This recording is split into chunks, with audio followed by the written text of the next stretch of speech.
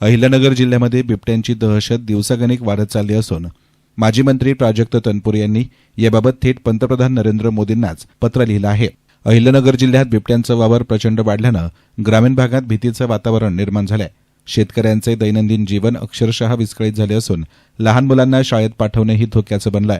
या गंभीर परिस्थितीवर ठोस उपाययोजना करण्यासाठी माजी मंत्री तथा राष्ट्रवादी काँग्रेस शरदचंद्र पवार गटाचे नेते प्राजक्त तनपुरे यांनी थेट पंतप्रधान नरेंद्र मोदी यांना पत्र पाठवण्याची विशेष मोहीम सुरू केली आहे. या मोहिमेचा शुभारंभ राहुरी येथील कार्यालयात करण्यात आला. यावेळी बोलताना तनपुरे म्हणाले की आज या जिल्ह्यामध्ये शेतकऱ्यांचं जगणं कठीण झालं आहे. रात्री शेतात जाण्याची हिंमत होत नाही. दुर्गम भागातील ग्रामीण भागात लहान मुलांवर कधी हल्ला होईल याची सतत भीती पालकांना वाटत असते. ही दहशत असह्य झाल्याचं त्यांनी म्हटलंय. शेतकऱ्याला महिन्यातले निम्मे दिवस वीज ही रात्री असते आणि रात्रीचं शेतावर जायचं धाडस आता या जिल्ह्यातल्या शेतकऱ्याचं राहिलेलं नाही आणि म्हणून मोठ्या प्रमाणामध्ये बिबट्यांची दहशत या अहिल्यानगर जिल्ह्यामध्ये सर्वत्र झालेली आहे. याच्यावरती उपाययोजना म्हणजे आता फक्त या बिबट्यांची संख्या कमी करण्यासाठी यांची नसबंदी असेल किंवा इतर काही उपाय हे शासनानं विशेषतः केंद्र सरकारनं करणं आता केले पाहिजेत.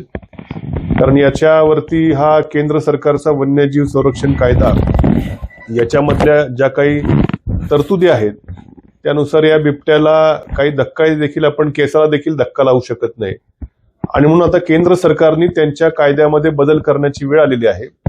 पूर्वी वाघ हे थोडेसे संरक्षित जीव होता, संख्या कमी होती आणि म्हणून त्यांना ते संरक्षण दिलं गेलं होतं. पण आता मात्र ते माणसांची संख्या कमी करण्याच्या मागे लागलेले आहेत. त्यामुळं मनुष्यहानी जेव्हा आता मोठ्या प्रमाणावर व्हायला लागलेली आहे, शेतकऱ्याचं देखील मोठं नुकसान होत आहे आणि म्हणून या बिबट्यांच्या संख्येवरती आता आवर घालण्याची वेळ आलेली आहे. त्यांच्या प्रजनन क्षमतेवरती काय नसबंदी करून त्यांची संख्या भविष्यातली संख्या आटोक्यात आणणं असेल किंवा इतर काही उपाय योजना करणं असेल यासाठी केंद्र सरकारनं त्यांच्या कायद्यामध्ये आवश्यक ते बदल हे आता केले पाहिजेत. लोकांमध्ये देखील आता मोठी दहशत त्याची पसरलेली आहे. याचाच एक भाग जनजागृती करण्यासाठी किंवा लोकांच्या भावना या सरकारपर्यंत पोहोचवून सरकारने कायद्यामध्ये आवश्यक त्या सुधारणा करण्यासाठी आम्ही एक मोहीम त्या ठिकाणी हातामध्ये घेतलेली आहे. या राहुरी तालुक्यातल्या प्रत्येक शेतकऱ्याला आपलं म्हणणं केंद्र सरकारपर्यंत मांडण्याकरता आम्ही एक पत्र आदरणीय पंतप्रधान नरेंद्र मोदींच्या नावाने एक पत्र तयार केलेलं आहे आणि हे पत्र आमचे कार्यकर्ते असतील हे प्रत्येक या तालुक्यातल्या प्रत्येक शेतकऱ्यापर्यंत हे पत्र जाईल आणि त्या शेतकऱ्यांनी आपली सही करून आमच्या कार्यकर्त्यांकडे ते दिलं की ते पत्र पुन्हा पोस्टात टाकून या आपल्या शेतकऱ्याच्या सहीनिशी, नावानिशी, सहीनिशी, मोबाईल नंबरनिशी हे या शेतकऱ्याचं म्हणणं या देशाच्या पंतप्रधानांकडे पाठवण्याची व्यवस्था आम्ही करतोय. त्याचा आज शुभारंभ आज या निमित्ताने आता माझ्या कार्यालयामध्ये आम्ही करतोय की जेणेकरून आपली काय भावना आहे, शेतकऱ्याची काय भावना आहे, आपल्याला या बिबट्यामुळे कसं दहशतीखाली वावरावं लागतंय, आमच्या लहान लहान मुलांना शाळेत जाणं देखील आता अवघड परिस्थिती झालेली आहे. लहान मुलं शाळेत जाताना विशेषतः ग्रामीण भागामध्ये, दुर्गम भागामध्ये हे परत आपल्या मुलगावरती कुठला हल्ला होईल का याची खूप काळजी ग्रामीण भागातल्या लोकांना आहे.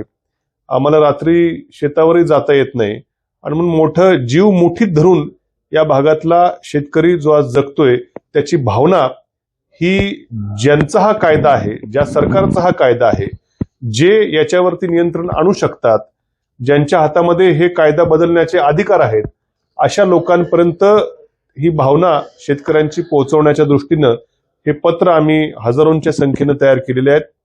आमचे कार्यकर्ते गावोगावी जाऊन प्रत्येक शेतकऱ्यापर्यंत हे पत्र पोहोचून त्याची सही त्या पत्रावरती घेऊन मोबाईल नंबर टाकून त्या शेतकऱ्याला, या तालुक्यातल्या प्रत्येक शेतकऱ्याला आपली भावना देशाच्या पंतप्रधानांपर्यंत पोहोचवण्याचा मार्ग उपलब्ध करून देणार आहेत.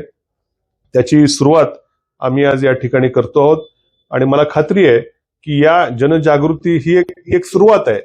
हा लोकांना त्यांची भावना व्यक्त करायचा हा पहिला टप्पा आहे. आम्ही हे लोकशाही मार्गानं पंतप्रधानांपर्यंत आमच्या भावना पोहोचवतो आहोत आणि पुढचा टप्पा मात्र नंतर आंदोलनाचा देखील घेतला जाईल. पण आता मात्र या बिबट्यांच्या संख्येवरती निर्बंध आणल्याशिवाय आम्ही आता स्वस्थ बसणार नाही. मी मागे या जिल्ह्यातले दोनही खासदार हे सत्ताधारी पक्षांचे होते. त्यावेळेस मी आमदार होतो. मी त्यावेळेस जिल्हा नियोजन समितीमध्ये देखील दोनही खासदारांना आवाहन केलं होतं की तुम्ही दोघंही सत्ताधारी खासदार आहात, तुमचे मंत्र्यांबरोबरती चांगले संबंध आहात, आपण या जिल्ह्यातल्या शेतकऱ्यांच्या भावना या सरकारपर्यंत पोहोचून या कायद्यामध्ये आवश्यक ते बदल करावेत. आताचे देखील दोन खासदार हे विरोधी पक्षाचे आहेत. त्यांना देखील आमचं सातत्यानं म्हणणं असतं की संसदेमध्ये आपण याच्यावरती आवाज उठवावा. मला अभिमान वाटतो की आमचे राष्ट्रवादी काँग्रेस शरदचंद्र पवार पक्षाचे खासदार अमोल कोल्हे साहेबांनी याच्यावरती प्रचंड काम केलेलं आहे. प्रचंड काम करून पत्रव्यवहार करून संबंधित मंत्र्यांबरोबर बसून प्रचंड पाठपुरावा त्यांनी देखील यावर केला आहे. परंतु मात्र सरकारला याच्यावर जाग काय येत नाही हे मला अजून आम्हा सर्वांना न उलगडणारं कोडं आहे.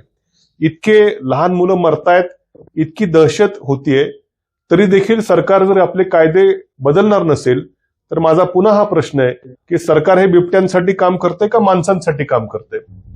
आणि म्हणून आज या गंभीर प्रश्नाची उकल म्हणून आम्ही आज हे पत्र या ठिकाणी पाठवण्याची सुरुवात करतो आहोत.